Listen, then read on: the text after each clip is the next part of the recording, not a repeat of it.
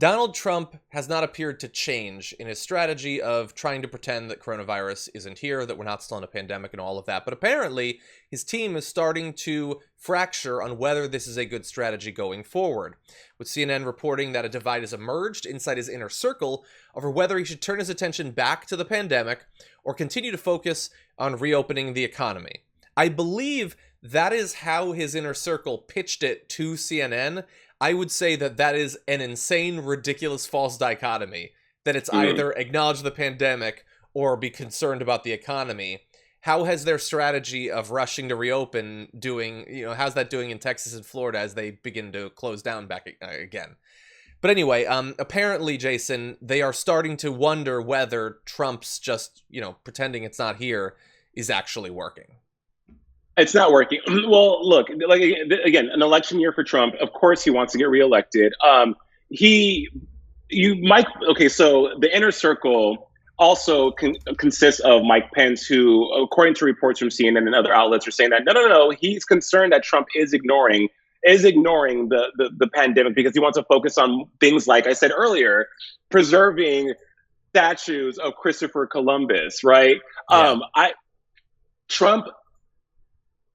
He's a human being. He has a very complex and intense job being the president of the United States. So I understand you have to pick and choose your battles. Maybe I'm not a politician. I never had a job, but I do think if he does not address coronavirus, because that it's in the zeitgeist, John. Much like I said, civil unrest and racial injustice. These are things that the American people are talking about. Point blank. Period. You cannot turn a blind eye. You just can't. Yeah. So his people need to find a way for him to have a balanced enactment and a balanced plan of attack when it comes to those two things. By him ignoring COVID, that could ultimately hurt him more than him trying to take on, I don't know, what else could he be focusing on? Tweeting, I don't know.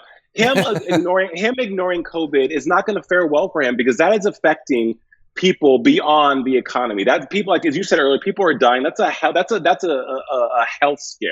Mm-hmm. So I personally think by him not talking about it, it's only putting the nail in the coffin. Yeah, really, because also COVID has had the effect on us financially, with our livelihoods, families being torn apart by COVID, immigration. So many things have been affected by this pandemic that reach farther than some of the things that Trump wants to focus on. So I think it would be in his best interest to turn it back around, walk it back to talking about this pandemic.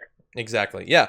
And as you point out, it's affected so many other areas of policy that to ignore the pandemic is to ignore a lot of the crises that are on people's minds as we get towards this election, let alone the actual substance of, the damage it's doing right now.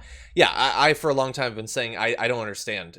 Morally and in terms of public health, this strategy is abhorrent. It's evil. It's killing people literally every day. So many thousands of people have died that didn't need to, but also pragmatically, even if you didn't give a damn about those people's lives, this country is in the grip of the worst domestic crisis we've had in our lifetimes, and you're going to try to get reelected in a few months. Pretend to give a damn for your own interest. He could have all the Republican politicians, all the right-wing media presenting themselves as the wall between the American people and this pandemic.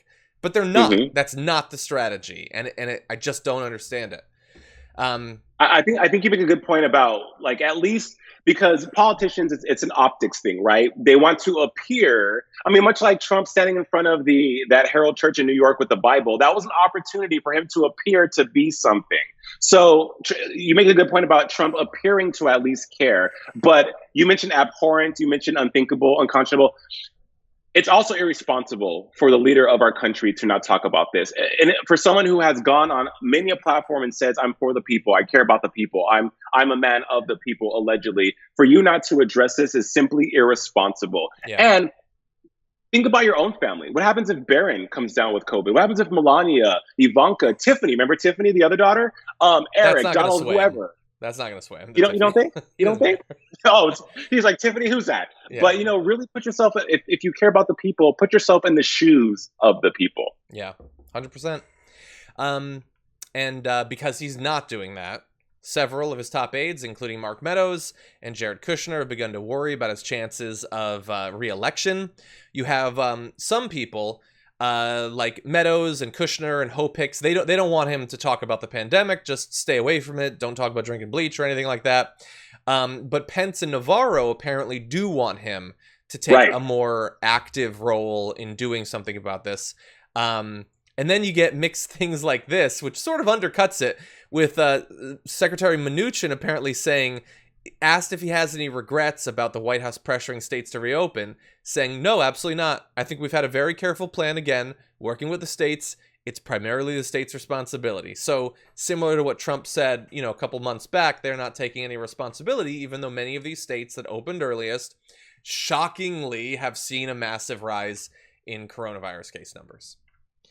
Well, look, I'm glad Mike Pence is trying to knock some sense into the president. And the reason why they probably don't want him talking about it, because every time he says something, it's the dumbest, most asinine and unthought out response ever. They're probably like, let's just do damage control on that sense. But guarantee behind closed doors, there has been probably heightened and very heated conversations with the president about how to address this publicly. And people are probably frustrated that he just can't seem to do that right. Yeah. And I think he gets that he's not capable of messaging in an empathetic way about this. I think that's why once they backed off of those press conferences, those ridiculous shows, he backed off. He doesn't seem to think about it much, doesn't talk about it much. He wants to talk about other things. And by the way, there was a perfect example of that this morning when he wanted to talk about the jobs numbers. And obviously there are other major crises like the pandemic. Take a look at his retreat as soon as he was done speaking. Be your president. Thank you very much. Thank you.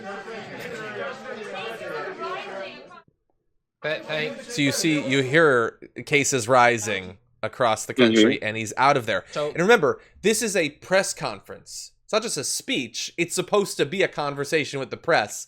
Before he gave it, you had reporters saying, I forget exactly which one. It's the one that he keeps bickering with, saying, they keep saying these are going to be press conferences, but then they don't answer questions. And indeed, he ran out of there as fast as he could as soon as that thing was over. Didn't take any questions whatsoever.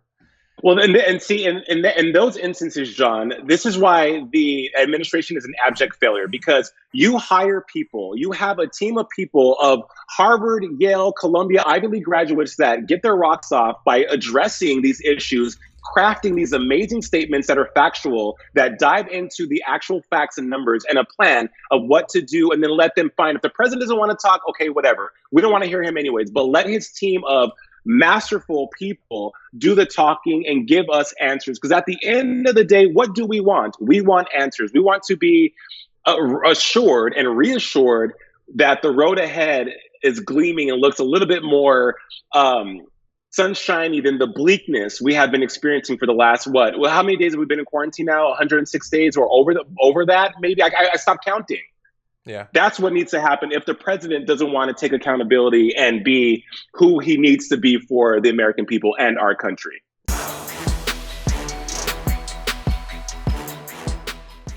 Check out the Damage Report podcast each day, wherever you get your podcasts, whether Pocket Casts or Stitcher or iTunes. You can join me as I give you the news and stories you want, with a range of co-hosts and interview guests jumping in on the fun each day. Again, that's the Damage Report, wherever you get your podcasts. And if you get them at iTunes, don't forget to rate and review. Sometimes I'll read them live on the show.